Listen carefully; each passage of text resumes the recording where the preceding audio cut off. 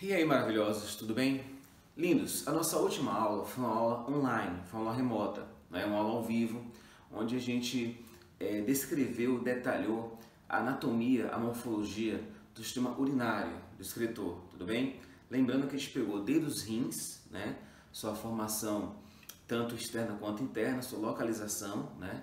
A sua estruturação em relação às pirâmides, né? Os pacinetes, né? O coletor, o ureter. Descemos para a bexiga, detalhamos a bexiga, não é isso?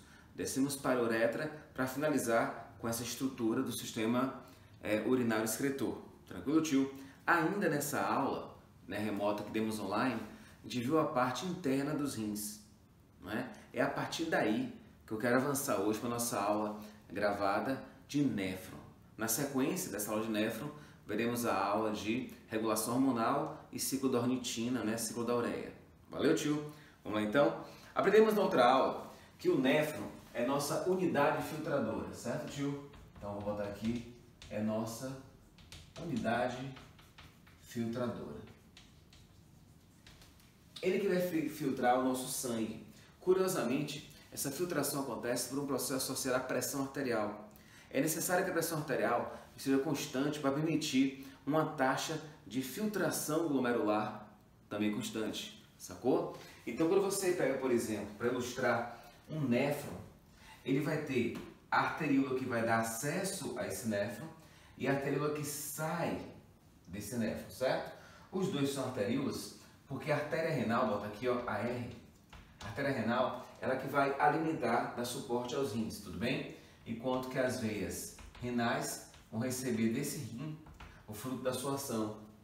Então, as artérias renais alimentam esse rim para que ele faça filtração e as veias renais capturam de volta desse rim o fruto do seu trabalho, da sua ação, que foi essa filtração.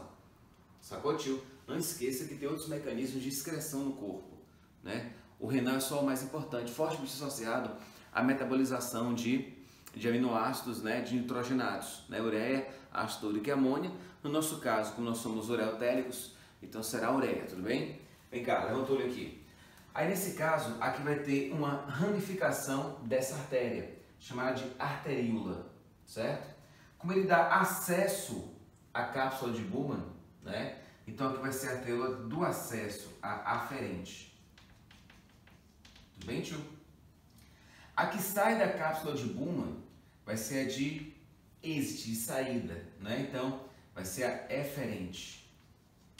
Sacou a ideia? Eferente. O curioso é que os rins fazem de tudo para manter a aferente com um calibre um pouco maior, certo? Com menor resistência, para chegar mais sangue no glomérulo, e manter a eferente com um calibre um pouco menor, com a maior resistência, para manter dentro da cápsula de Bowman, para manter no glomérulo vascular uma pressão sanguínea maior.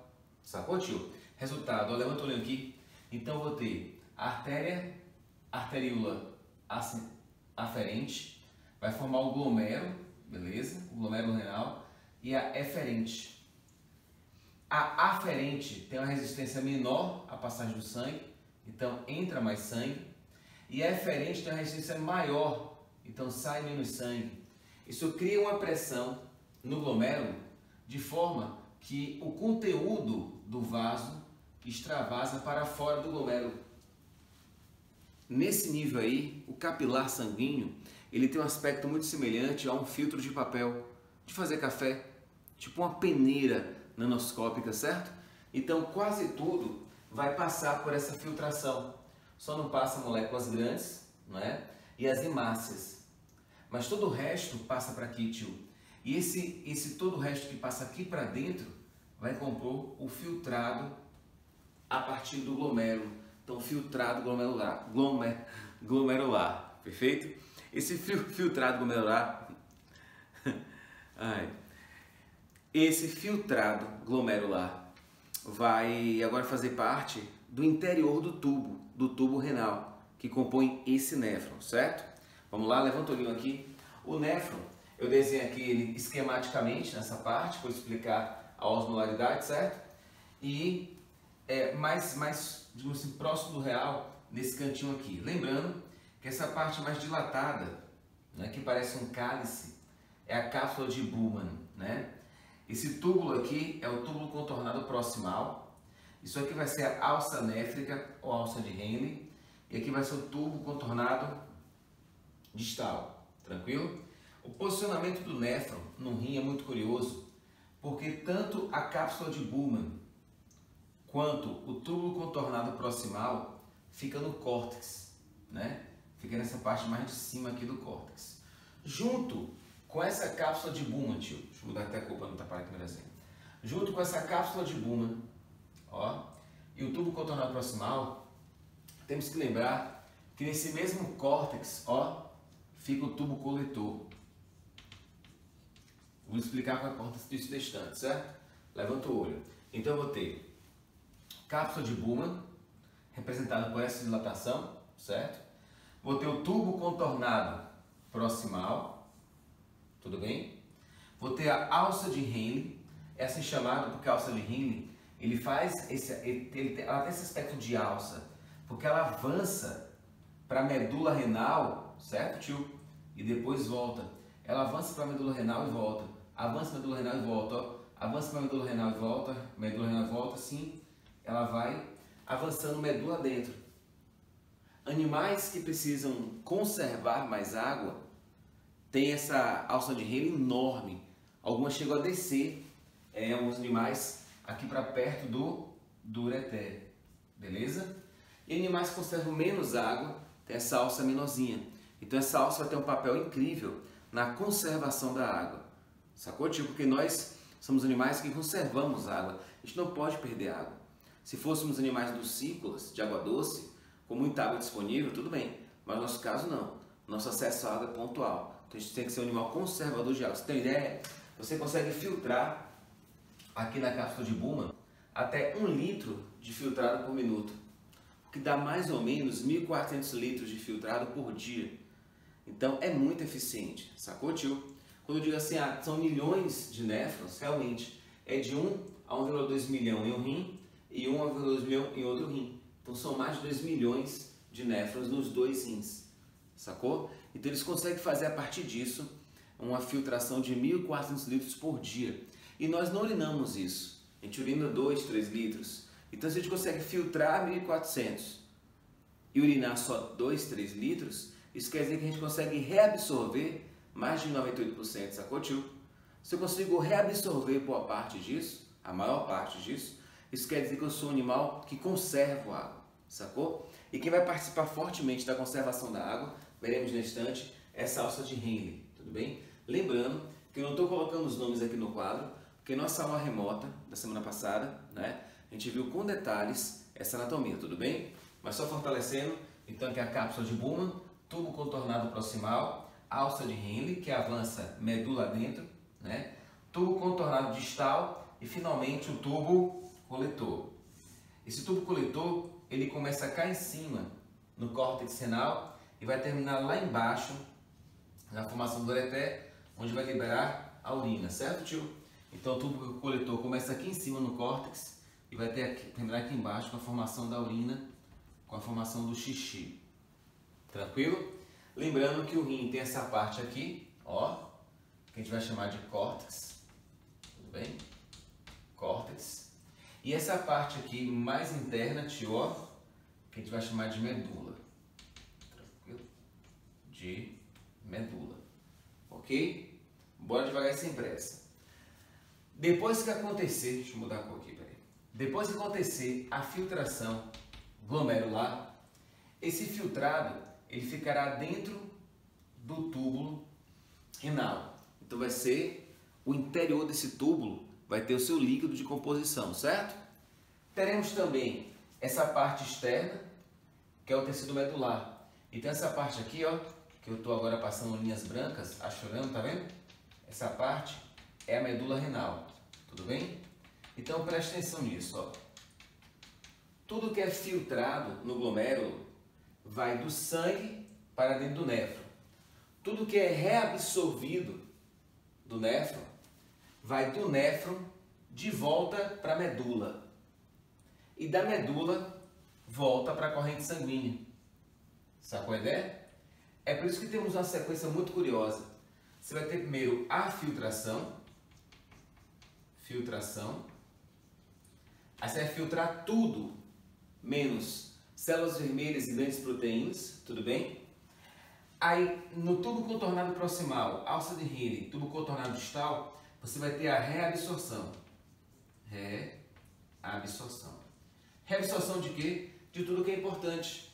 De sais minerais, de água, de vitamina, de aminoácidos, né? De glicose. Tudo aquilo que é importante tem que voltar para o sangue, certo? Agora tem um ponto. Pode acontecer de algumas porcarias como resíduos de drogas, resíduos de conservantes, estabilizantes, corantes, edulcorantes, conservantes, defensivo agrícola.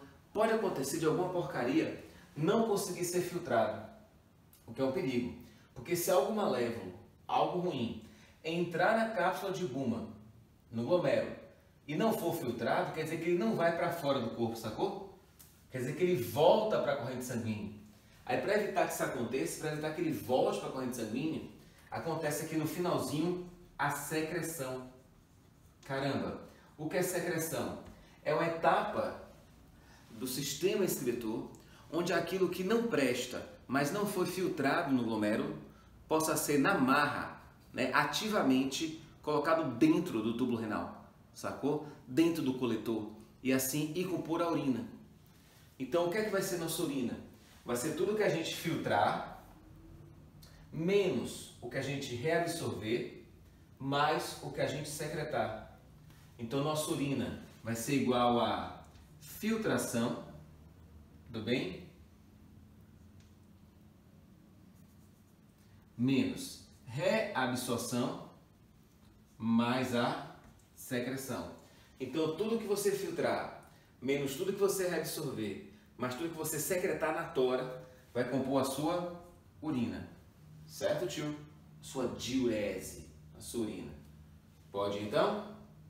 Tudo bem até aqui? Pronto. Bora devagar e sem pressa, certo? Levanta o olho aqui. A pressão osmótica do plasma sanguíneo é de 300 miliosmoles, certo? É de 300 miliosmoles. Isso é a pressão osmótica. É nosso referencial para saber se ele será hipotônico ou hipertônico em relação ao meio. Tranquilo? Escute que massa é isso. Aprendemos em outras aulas que nós temos proteínas muito especiais que fazem o transporte de água. É a aquaporina, tudo bem? Você vai ter muita aquaporina nesse tubozinho aqui, ó. Tá vendo, tio? Que é o tubo fino descendente, tranquilo? Da alça de Henle. Você vai ter muita aquaporina nesse tubo descendente da alça de Henle, tudo bem? Só que tem um ponto. Essa aquaporina, ela não transporta ativamente a água. Essa aquaporina, ela faz transporte passivo da água, é osmose. Isso quer dizer que para a água ser reabsorvida, ou seja, para a água, lembrando que eu lhe falei, são 1.400 litros por dia e você vai reabsorver praticamente 98% disso, certo? Então, para a água sair do túbulo renal e avançar para a medula, ó, para a medula, essa medula tem que estar hipertônica. É aí, parceiro, que a gente vai entrar nesse tubo aqui, ó. Esse túbulo ascendente grosso, ele vai ter várias proteínas transportadoras de sódio. Essas proteínas transportadoras de sódio farão transporte ativo de sódio. O sódio vai do menos para o mais concentrado em qualquer condição, sacou? Ó, transporte ativo de sódio. E lembre, para onde o sódio vai, o cloro vai junto, para formar o cloreto de sódio. Resultado, esse sódio que estava dentro do tubo ascendente grosso vai passar para a medula renal, certo? Para a medula junto com o cloro. Como o sódio passa junto com o cloro, formando o NaCl, certo? Essa medula ela vai ficar naturalmente hipertônica, sacou? Ficará hipertônica. Quanto mais o sódio é bombeado, ó, de forma ativa, de forma ativa, esse meio ficará rico em sódio e cloro, NaCl, não é? E ficará hipertônico.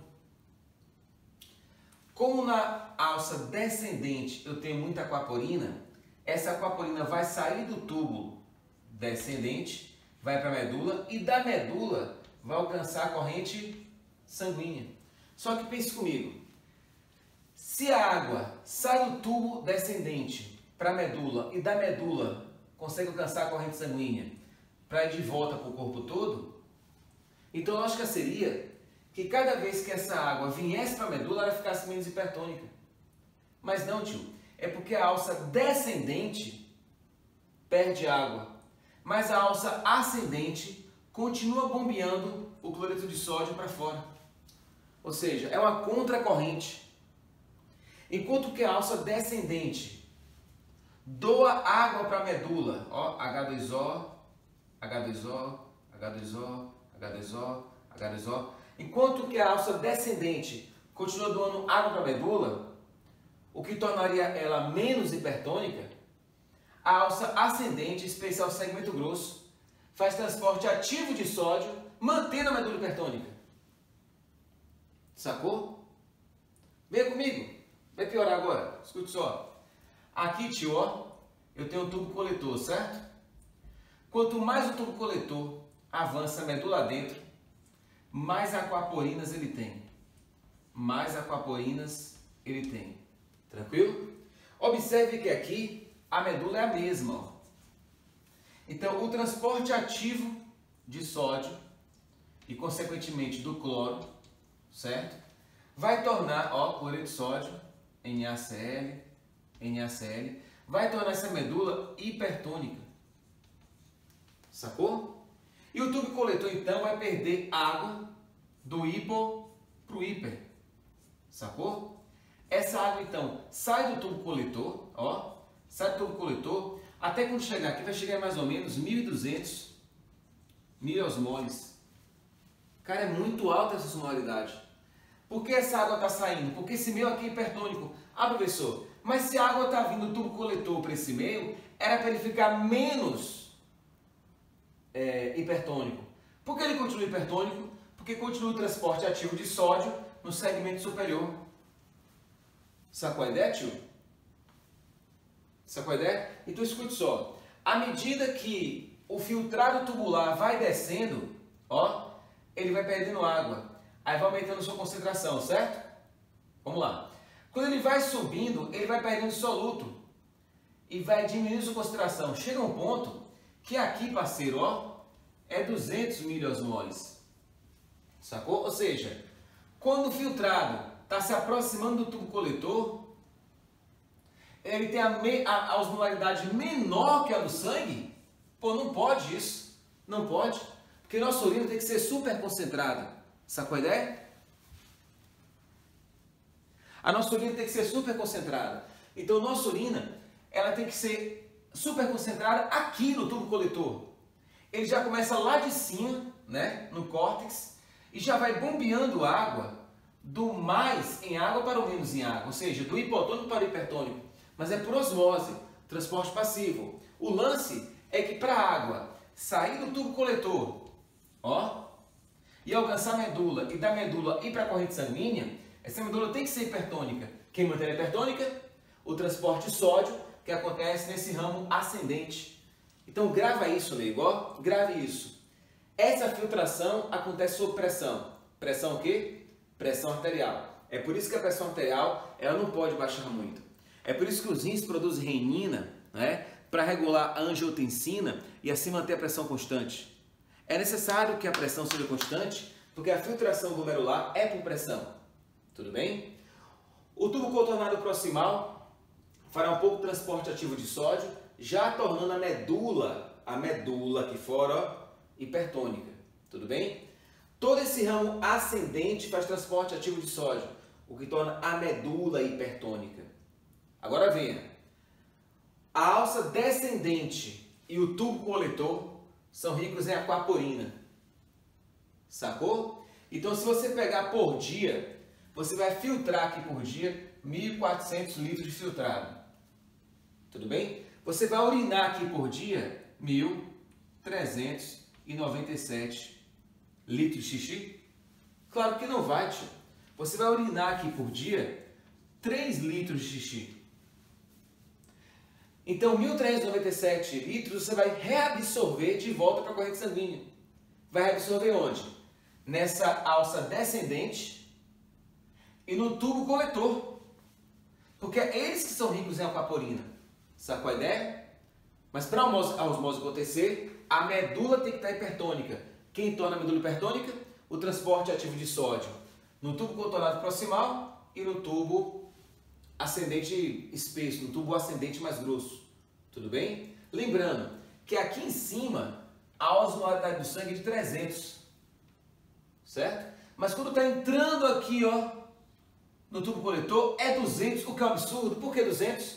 Porque era esse sódio todo aqui que saiu do filtrado. Quanto menos sódio, menos miliosmoles. Só que assim que entra no tubo coletor, ele cheio de aquaporinas, ele começa a perder água e vai aumentando a concentração para 300, 400, 600, 800, 1000, 1200.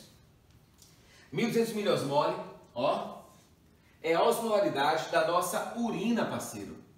Enquanto que 300 miliosmoles é a osmolaridade do nosso plasma sanguíneo. Isso quer dizer, carniça, que a gente consegue eliminar uma urina hipertônica. Quantas vezes? 4 vezes mais hipertônica do que o nosso plasma. A única forma de fazer isso é com contracorrente, ou seja, o filtrado vai descer pela alça descendente, perdendo água, e vai subir pela ascendente, e pelo ascendente espesso, perdendo sais. Então, de um lado, vai ficando menos, a medula fica menos hipertônica, e do outro lado a medula fica mais hipertônica, sacou? De um lado, vai ficando mais concentrado, menos concentrado. Então, é contracorrente, sacou? Se esse lado aqui falhar, tio, ó, se esse lado falhar, a medula não fica hipertônica e a água não sai do túbulo renal. Ela vai toda para a urina e a pessoa morre, sacou? Inclusive tem um hormônio que vem do hipotálamo, né, chamado de hormônio antidiurético, o ADH, que ele regula essas aquaporinas, sacou? Mais ADH, mais aquaporina. Reabsorve mais água, menos xixi. Menos ADH, menos aquaporina. Reabsorve menos água, mais xixi. Sacou a ideia? É uma regulação essencial, essencial. Se você tiver ingestão de água regular, massa. Ingestão de água regular pode ser in natura, né? Água mesmo, ou pode ser em sucos, refri. Você não acha que o refri tem água destilada, né, tio? Refrigerante tem água mesmo, água potável. Agora, claro, como vem com outros componentes, você acaba sobrecarregando o seu metabolismo. Mas água in natura, água no suco, água no refri, água nas comidas, arroz, feijão, salada, né, carne, né, verduras, isso tudo vai regular a sua homeostase osmótica, tudo bem? E os rins fazem esse papel essencial de conseguir eliminar seus excretas nitrogenados, eliminar seus excessos, toxinas, metabólitos, né, derivados de drogas, conservando água. Sacou a ideia? Conservando quanto, professor? Bem, ele filtra 1400 e só urina 3, sacou? É de conservação.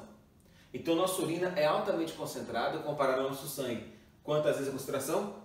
4 vezes. Como é que consegue isso? A alça descendente é rica em aquaporina e a alça ascendente é rica em transportador ativo de sódio. A alça ascendente torna a medula hipertônica, o que vai puxar por osmose a água do tubo descendente e do tubo coletor, tornando nossa urina altamente concentrada. Beleza, tio? Lembrando que isso aqui acontece, ó, aqui tá no córtex renal e tudo isso aqui, ó, é a medula renal, sacou? Então, o córtex renal tem as cápsulas do tubo contornado proximal e a medula tem a alça de Henle, a alça néfrica. E todos os milhares de tubos coletores vão convergir nas pirâmides, convergir nos bacinetes, convergir no ureter e descer até encontrar a bexiga. Sacou, tio? Um ureter de um lado, ureter do outro, até encontrar lá embaixo a nossa bexiga, que vai concentrar 400, 600, 800 ml de urina, né? E assim liberar pela micção, pela sua diurese. Tranquilo? Dúvidas? Nenhuma? Bora adiante? Vamos lá então. E aí, lindos, para finalizar nosso tópico de hoje, bora detalhar aqui o sistema renina, angiotensina, aldosterona. Certo, tio? Então vamos lá. Sistema renina, angiotensina, aldosterona. Aldosterona.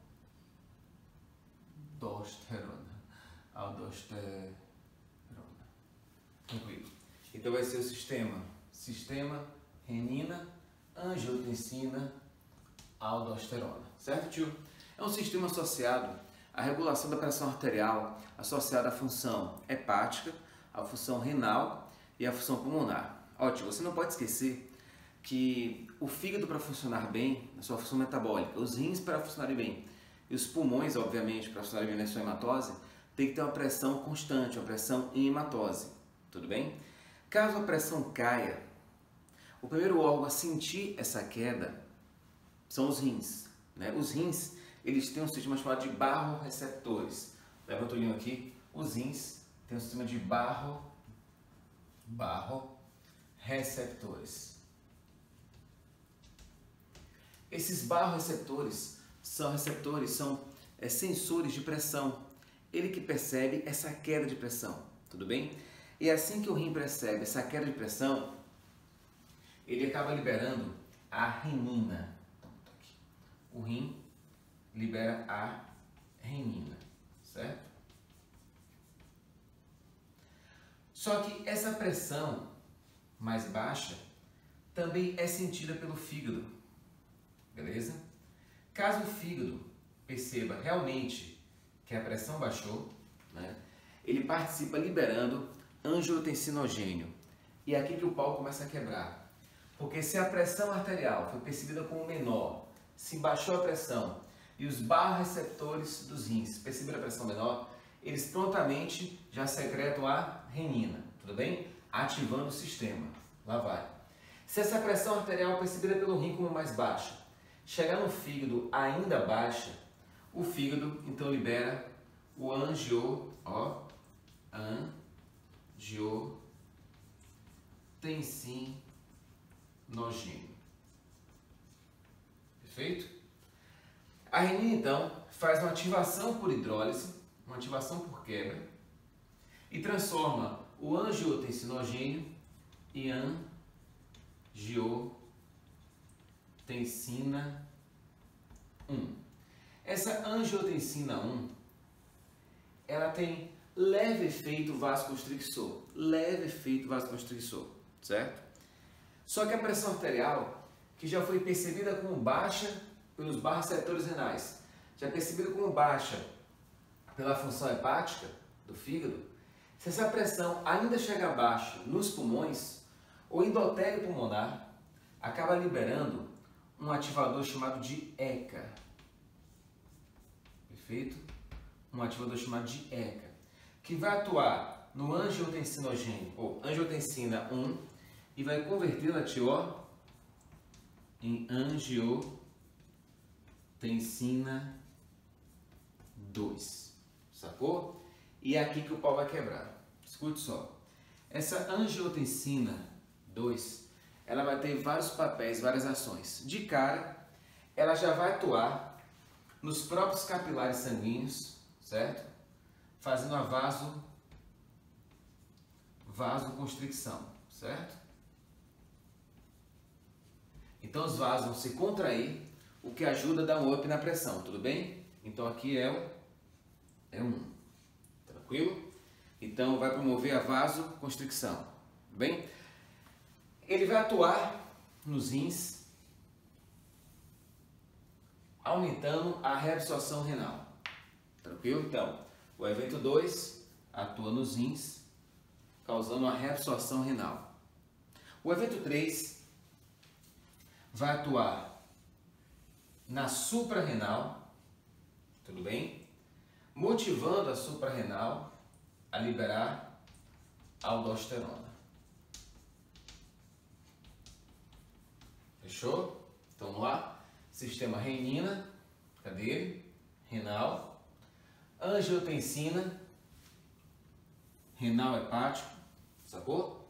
ECA, pulmonar e aldosterona, ó, suprarrenal.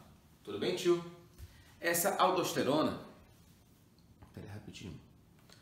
Essa aldosterona, ela vai atuar nos próprios rins, promovendo a maior reabsorção de sódio. Reabsorvendo mais sódio, sacou? Também reabsorve mais água. E para fechar o nosso quarteto da aldosterona, ela vai até lá em cima em nossa hipófise. E promove a liberação, não produção, viu? A liberação do ADH. O ADH, então, vai atuar nos rins, promovendo a maior reabsorção de água, porque o ADH ele estimula as aquaporinas a reabsorver mais água. Conjuntamente, a aldosterona mais o ADH juntos vão atuar no âmbito cerebral, no cérebro, promovendo a nossa sede, que bebendo mais água aumenta o volume sanguíneo e aumenta a pressão. Sacou, tio? O curioso é que se você aumenta a vasoconstricção, sacou? Se você aumenta a reabsorção de água, você acaba aumentando a pressão arterial sistêmica, tranquilo? Só que você vai e leva para normotensão. Se a pressão aumentar demais, você inibe o sistema renina, angiotensina, aldosterona, inibe, diminui a vasoconstricção, diminui a reabsorção de água e a pressão arterial sistêmica diminui. Ou seja, o mesmo sistema que faz a pressão aumentar para normotensão, pode fazer a pressão também baixar para normotensão. Por isso chama de autorregulatório, sacou, tio? Então, se a pressão arterial baixar muito, ficar abaixo de 110, 100 milímetros de mercúrio, já libera a renina, tudo bem? Se ficar acima de 130, 140 milímetros, já inibe a renina. Então, é autorregulatório. Baixou para 100 milímetros de mercúrio, a pressão alta, a pressão sistólica, libera a renina. Passou de 140, inibe a renina. Então, assim, os rins tentam regular a pressão arterial, que é tão importante para o trabalho renal, para a filtração glomerular, importante para o trabalho hepático, certo? Para a função de hematose nos pulmões, né? Super importante. Em conjunto, claro, com a função da regulação vascular, tudo bem? É por isso que quando a pressão arterial baixa muito, os rins liberam renina, e para ter certeza que a pressão baixou realmente, há uma regulação hepática que libera angiotensinogênio, convertendo angiotensina 1, tudo bem? Aí os pulmões percebem a pressão como baixa, tudo bem? Libera o ECA, que converte angiotensina 1 em angiotensina 2. E a angiotensina 2 vai ter a certeza que para ela existir, teve que ter ação renal, a reação renal à pressão baixa, a reação hepática à pressão baixa e a reação pulmonar à pressão baixa. Então realmente a pressão está baixa. Então bora aumentar a pressão, aumentando a vasoconstricção. Bora aumentar a pressão, aumentando a reabsorção renal. Bora aumentar a pressão, liberando a aldosterona, que vai atuar nos rins, cadê, ó? Nos rins, aumentando a reabsorção de sódio e eliminação de potássio. Embora, em quarto aqui no quarteto fantástico, ó, bora ativar a hipófise para secretar, não produzir, secretar o ADH, que vai aumentar a reabsorção de água por ativação das aquaporinas. Então, se eu contrair os vasos e reabsorvo mais água, a pressão arterial sobe para a normotensão. Sacou a ideia? Se aumentar demais, 140, 150, aí você vai inibir a renina e regula para menos. Se baixar demais, 100, 90, você libera a renina e regula para mais. Sacou? É uma chama de autorregulação. Valeu, amores? Espero que tenham gostado. Até a próxima aula. Tchau, tchau.